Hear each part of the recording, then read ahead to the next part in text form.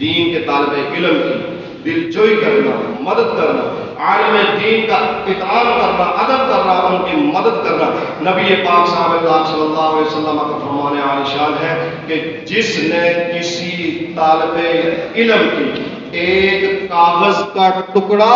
یا ٹوٹا ہوا قلم دے کر مدد کی، گویا اس نے 70 بار کعبہ تعمیر کرنے سے بڑا کام کیا۔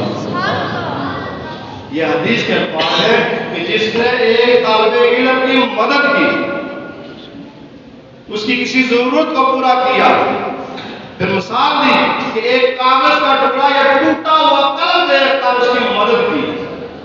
تو وہ اس طرح ہے گویا 70 بار کعبہ تعمیر کرنے سے بھی اس نے بڑھ کر کام کیا۔ مزید آپ صلی اللہ علیہ وسلم نے فرمایا کہ جس آدمی نے طالب علم پر 1 درہم خرچ کیا تو